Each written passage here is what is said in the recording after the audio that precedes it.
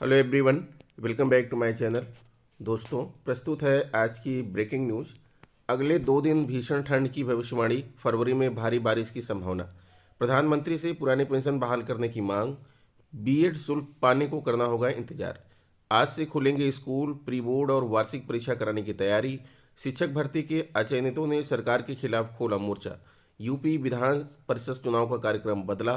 प्रधानाध्यापक ने प्रधान पुत्र पर लगाया दुर्व्यवहार का आरोप। शिक्षा मित्रों एवं अनुदेशकों को लेकर समाजवादी प्रदेश सचिव का बड़ा बयान। जो देगा पुरानी पेंशन उसी दल की दूर होगी सरकार बनाने की टेंशन। आइए देखते हैं दोस्तों खबरें विस्तार से। जी हाँ दोस्तों, आप देख पा रहे हैं खबरें विस्तार से किंग्समैन यह यूट्यूब चैनल पर। UP weather updates. अगले 2 दिन भीषण ठंड की भविष्यवाणी, फरवरी में भारी बारिश की संभावना। Daily weather news. आने वाले दिनों में दिल्ली, उत्तर प्रदेश, पंजाब और बिहार समेत कई पूर्वोत्तर राज्यों में ठंड का प्रकोप और बढ़ने के आसार हैं। मौसम विज्ञान ने अगले 2 दिनों के दौरान उत्तर प्रदेश के अलग अलग हिस्सों में और अगले 24 घंटों के दौरान पंजाब और बिहार में ठंडे दिन से लेकर गंभीर ठंड के दिनों की स्थिति की भविष्यवाणी की है। भारत मौसम विज्ञान विभाग आईएमडी ने कहा कि अगले 3 दिनों के दौरान उत्तर प्रदेश और अगले 2 दिनों के दौरान पंजाब, हरियाणा, चंडीगढ़ और दिल्ली के कुछ हिस्सों में रात और सुबह के वक्त घना कोहरा छाए रहने की संभावनाएं हैं। आईएमडी ने ट्वीट कर बताया कि अगले 2 दिनों के दौरान उत्तर प्रदेश के अलग अलग हिस्सों में और अगले 24 घंटे के दौरान पंजाब और बिहार के ठंडे दिन से अत्यंत ठंडे दिन की स्थिति और उसके बाद इसमें कमी होने की संभावना है। अगले 3 दिनों के दौरान यूपी में अलग अलग कुछ हिस्सों में रात और सुबह के वक्त घने से बहुत घना कोहरा रहने की संभावना है। वहीं अगले 2 दिनों के दौरान पंजाब, हरियाणा, चंडीगढ़ और दिल्ली, बिहार, उप हिमालयी, पश्चिम बंगाल, असम, त्रिपुरा और उड़ीसा में भी 8 और 9 फरवरी को ऐसी स्थिति रह सकती है। मौसम विभाग ने 9 फरवरी को पंजाब, हरियाणा, चंडीगढ़, दिल्ली, पश्चिम उत्तर प्रदेश में गरज के साथ बारिश और पूर्वी उत्तर प्रदेश और उत्तरी राजस्थान में अलग अलग बारिश की भविष्यवाणी की। आईएमडी ने ट्वीट कर बताया कि 9 फरवरी को पंजाब, हरियाणा, चंडीगढ़, दिल्ली, पश्चिमी उत्तर प्रदेश में तेज हवाओं और गरज के साथ बिजली गिरने और तेज बारिश व पूर्वी उत्तर प्रदेश और उत्तरी राजस्थान में बारिश हो सकती है। इसने एक अन्य ट्वीट में कहा कि 9 और 10 फरवरी 2022 को पश्चिम बंगाल, सिक्किम, बिहार, झारखंड और उत्तरी ओडिशा में छिटपुट वर्षा की संभावना है। Lucknow Indian public service employees federation IPSEF ने प्रधानमंत्री से पुरानी पेंशन को बहाल करने की मांग की है। साथ ही रिक्त पदों पर तत्काल नियुक्ति और आउटसोर्सिंग संविदा कर्मियों के लिए नीति बनाने की मांग की है। संगठन के अध्यक्ष बीपी मिश्रा व महामंत्री प्रेमचंद ने इस संबंध में प्रधानमंत्री को पत्र भेजा है। राष्ट्रीय उपाध्यक्ष शशि कुमार मिश्र व सचिव अतुल मिश्रा ने मांग की है कि सरकारी संस्थानों का निजीकरण तत्काल बंद किया जाए, क्योंकि निजी संस्थानों में काम करने वालों को शोषण होता है, उनकी जॉब की सुरक्षा भी नहीं होती है, जब चाहे उन्हें नौकरी से निकाल दिया जाता है। लखनऊ प्रदेश के राज्य विश्वविद्यालयों एवं कॉलेजों में प्रवेश न पाने वाले करीब 37,000 अभ्यर्थियों को अभी अपना शुल्क पाने के लिए थोड़ा इंतजार करना होगा। लखनऊ विश्वविद्यालय ने अभ्यर्थियों को सूची तो तैयार कर ली है, लेकिन चेक बनाकर बैंक नहीं भेजे हैं, जिसकी वजह से उनका शुल्क खाते में ट्रांसफर नहीं किया जा सका है। विश्वविद्यालय ने संयुक्त बीएड प्रवेश परीक्षा की प्रक्रिया 20 नवंबर तक पूरी कर ली। इसमें 37,000 अभ्यर्थी ऐसे हैं जिन्हें शुल्क जमा करने के बाद भी काउंसलिंग के बाद भी सीटें आवंटित नहीं हो पाई थी। ये अभ्यर्थी शुल्क वापसी का इंतजार कर रहे हैं। विश्वविद्यालय ने अपनी वेबसाइट पर भी दावा किया था कि जनवरी में शुल्क वापसी हो जाएगी, लेकिन अभी तक प्रक्रिया नहीं शुरू हो पाई। राज्य समन्वयक प्रोफेसर अमिताभ वाजपेयी का कहना था कि अभ्यर्थियों की सूची तैयार हो चुकी है, जल्द ही चेक बनाकर बैंक भेजे जाएंगे। कक्षा 9 से 12 तक के सभी बोर्डों के स्कूल सोमवार को खोलने के आदेश के बाद प्री बोर्ड और अंतिम गृह परीक्षाओं की तैयारी तेज हो गई है। कई स्कूल राजधानी में चुनाव से पहले तो कई इसके तुरंत बाद परीक्षा कराने की तैयारी कर रहे हैं। यूपी बोर्ड के स्कूलों में प्री बोर्ड और वार्षिक परीक्षाएं होनी है। सीबीएसई और आईसीएसई बोर्ड के स्कूलों में दूसरे सेमेस्टर की पढ़ाई चल रही है। यूपी बोर्ड के स्कूलों में परीक्षा को लेकर प्रस्तावित शेड्यूल भी तैयार किया गया है। मार्च के मध्य तक सभी परीक्षाएं निपटाकर परिणाम जारी करने की योजना है। इसके बाद बोर्ड परीक्षाएं शुरू हो सकती हैं। अवध कॉलेजिएट के प्रबंधक सरबजीत सिंह ने बताया कि 26 मार्च से नया सत्र शुरू हो जाएगा। इससे पहले प्री बोर्ड और वार्षिक परीक्षाएं करानी है। शेड्यूल तैयार कर छात्रों को सूचित किया जाएगा। अगले हफ्ते से प्री बोर्ड परीक्षा की योजना है। पायनियर मॉन्टेसरी इंटर कॉलेज के प्रधानाचार्य शर्मिला सिंह ने बताया कि कक्षा 9 और 11वीं की वार्षिक और 10वीं और 12वीं के छात्रों की प्री बोर्ड परीक्षाएं 21 से शुरू कर दी जाएंगी। शेड्यूल बनाकर छात्रों को सूचित कर दिया गया है। राजकीय जुबली इंटर कॉलेज के प्रधानाचार्य धीरेन्द्र मिश्रा ने बताया कि इसी हफ्ते से प्री बोर्ड और वार्षिक परीक्षाएं शुरू हो जाएंगी। स्कूल खुलते ही शेड्यूल को अंतिम रूप देकर छात्रों को सूचित कर दिया जाएगा। अमीनाबाद इंटर कॉलेज के प्रधानाचार्य एल मिश्रा ने बताया कि अगले हफ्ते से प्री बोर्ड और वार्षिक परीक्षाएं कराने की तैयारी है। एक हफ्ता छोटे पाठ पढ़ाए जाएंगे और रिवीजन भी कराया जाएगा। अब प्रैक्टिकल पर जोर। स्कूल खुलते ही 12वीं के छात्रों के प्रैक्टिकल करवाए जाएंगे। यूपी बोर्ड के छात्रों की प्रैक्टिकल परीक्षा इसी महीने प्रस्तावित है। स्कूलों को उम्मीद है कि इसी महीने प्रैक्टिकल परीक्षाओं की समय सारणी घोषित हो सकती है। वहीं स्कूल खुलते ही कक्षा 9 से 12 के छात्रों के मुख्य पाठों का रिवीजन भी कराया जाएगा। वहीं स्कूल जूनियर और प्राइमरी के छात्रों के लिए भी स्कूल खुलने का निर्देश मिलते ही इनकी परीक्षाएं कराने की तैयारी में हैं।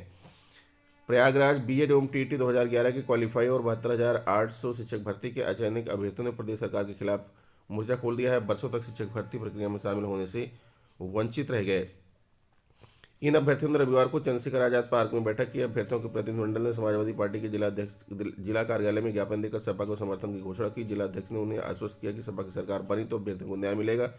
ज्ञापन देने वालों में चंद्रमोहन त्रिपाठी, हरिमोहन त्रिपाठी, संजीव तिवारी, अटल बिहारी यादव, प्रमोद यादव, अवनीश श्रीवास्तव, दिलीप सरोज आदि शामिल रहे। यूपी विधान परिषद चुनाव कार्यक्रम में बदलाव किया गया। अब इन चुनाव के लिए मतदान 9 अप्रैल को होगा, जबकि परिणाम 12 अप्रैल को आएगा। चुनाव के लिए 15 मार्च को नामांकन किया जाएगा। दरअसल इस चुनाव के समय को लेकर सवाल उठाए जा रहे थे। पहले जारी की गई अधिसूचना के आधार पर विधान परिषद चुनाव के लिए 3 और 7 मार्च को मतदान होना था, जबकि 12 मार्च को मतगणना तय थी। प्राप्त कार्यक्रम में बदलाव किया गया है, जिसके बाद विधानसभा चुनाव के परिणाम 10 मार्च को आने के बाद विधान परिषद चुनाव होंगे।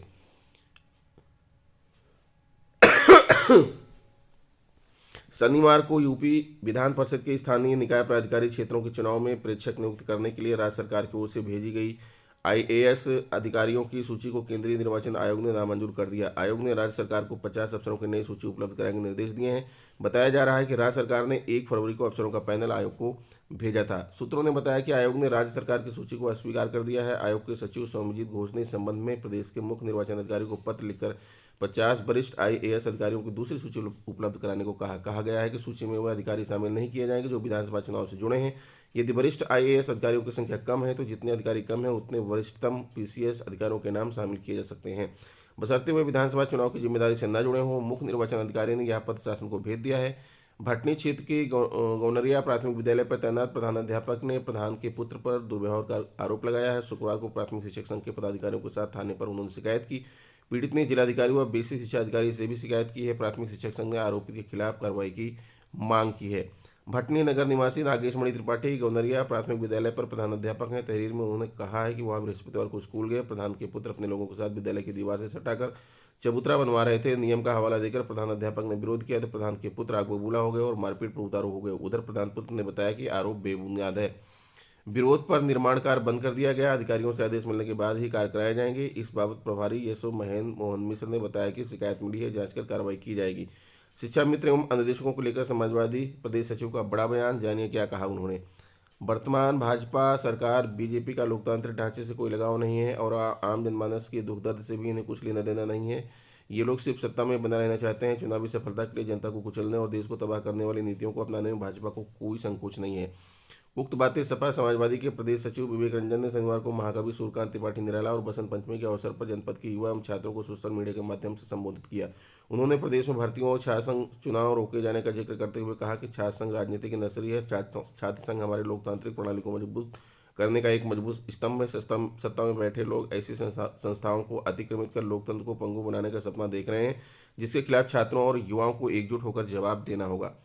छात्रों के कंधे पर है देश का भविष्य। आज अगर ऐसे सत्तालोलुप मानसिकता को नहीं रोका गया तो आने वाला समय वर्तमान पीढ़ी को माफ नहीं करेगा। यह बड़ी जिम्मेदारी और छात्र आपकी मजबूत कंधों पर है। इतिहास गवाह है कि जब छात्र नौजवानों में हुंकार भरी है तब तक कोई भी अहंकारी सत्ता नेस्तनाबूद हो गई है। उत्तर प्रदेश में युवाओं की नौकरियों में भर्ती पर चर्चा करते हुए उन्होंने कहा कि वर्तमान योगी सरकार लाठीमार और लीग सरकार है। लखनऊ में जब भी कोई संगठन अपनी समस्या सरकार तक पहुंचाने के लिए पहुंचा, उसके सदस्यों को लाठियों से लहूलुहान किया गया। पहली बार महिला शिक्षा मित्रों ने सरकार के दरवाजे पर बैठकर अपने सर के बाल का मुंडन कराया, जिससे हमारी परंपरा भी अशुभ मानती है। लेकिन सिर्फ कहने को संत हमारे मुख्यमंत्री योगी ने उन महिला शिक्षा मित्रों का उपहास उड़ाया। इससे दुर्भाग्यपूर्ण और क्या हो सकता है। अनुदेशक को दौड़ा दौड़ाकर पीटा गया। वाराणसी सत्ता संग्राम का बिगुल बच चुका है। राजनीतिक दलों के नेता वादों की बारिश से मतदाताओं को भिगोने की कोशिश में लगे हैं, लेकिन इस बार हालत बदले हुए हैं। जनता प्रतिनिधियों से हिसाब मांगने के मूड में है। केवल वादों से इस बार बेड़ा पार नहीं हो पाएगा। जहां आम जनता मूलभूत सुविधाएं चाहती है, वहीं पुरानी पेंशन व महंगाई मध्यम वर्गीय परिवारों के लिए बड़ा मुद्दा है। रविवार को अमर उजाला की ओर से लहरतारा स्थित आकाश बिल्डर्स में आयोजित वोटर अड्डा में मतदाताओं ने अपने मन की बात बताई। मतदाताओं का कहना था कि कोरोना के कारण व्यापार और उद्योग को काफी नुकसान हुआ है, जिससे व्यापारी अब तक उबर नहीं पाए हैं। मतदाताओं की माने तो आने वाली सरकार को शिक्षकों के लिए पुरानी पेंशन बहाल करना चाहिए। युवाओं को मिले रोजगार, अपने क्षेत्र के विकास की मांग को लेकर मतदान करेंगे। घर के बच्चे शिक्षा पूरी कर घर बैठे हैं। सरकार को इन युवाओं को बेहतर रोजगार के साधन मुहैया कराना चाहिए। माधवी सिंह। महंगाई पर लगे लगाम, कोरोना के कारण व्यापार में मंदी की स्थिति है। महंगाई काफ़ी बढ़ गई है। आम आदमी से परेशान है। सिलेंडर से लेकर स्कूल फीस आने वाली सरकार इन मुद्दों पर काम करना चाहिए। ममता जायसवाल। शिक्षा व्यवस्था को मजबूत। कोरोना में सबसे ज़्यादा नुकसान शिक्षा क्षेत्र को हुआ है। प्रारंभिक शिक्षा व्यवस्था को मजबूत करने की जरूरत है। शिक्षकों के लिए पुरानी पेंशन स्कीम को बहाल करें। डॉक्टर आभा गुप्ता, व्यापारियों को मिले मदद। मध्यम वर्गीय परिवार अपने काम के जरिए ही अपना घर चलाता है। कोरोना में छोटे व्यापारियों को काफ़ी नुकसान हुआ है, इन व्यापारियों के लिए भी सरकार को मदद मुहैया करानी चाहिए। रीता जायसवाल, जन समस्याएं हों दूर, जाति और धर्म के आधार पर वोट करना गलत है। हम उसी प्रत्याशी को वोट देंगे जिनके मुद्दे में शहर का विकास हो और वो जनता की समस्या को समझकर उसे दूर कराए। रीना जायसवाल, बहाल हो पुरानी पेंशन। सरकार ने शिक्षक कर्मचारियों से पेंशन का हक छीन लिया, लेकिन सांसद विधायक मंत्री अपने लिए पुरानी पेंशन योजनाएं बनाए हुए हैं। नई सरकार को पुरानी पेंशन बहाल करना चाहिए। मुकुल मौर्य, रोजगार का मिले अवसर। शहर के हुनरमंद युवाओं को अवसर के अभाव में शहर से बाहर जाकर नौकरी करनी पड़ती है। ऐसी सरकार हो जो अपने शहर में युवाओं और महिलाओं को रोजगार मुहैया कराए। रचना पांडे, जाति धर्म का विरोध। जो जाति धर्म की राजनीति करेगा उसे वोट नहीं दूंगी। मैं चाहती हूँ कि लोकतांत्रिक मूल्यों को समझने वाली और समता के आधार पर काम करने वाली सरकार बने। कौशिकी। तो दोस्तों, ये रहा आज का ब्रेकिंग न्यूज़। आशा करता हूँ वीडियो आपको अच्छी लगी होगी। अगर वीडियो अच्छी लगी है तो प्लीज़ मेरे चैनल को सब्सक्राइब कर लीजिए, बेल आइकन को प्रेस कर दीजिए। मिलते हैं आपसे नेक्स्ट वीडियो में कुछ नई जानकारी लेकर, तब तक के लिए नमस्कार।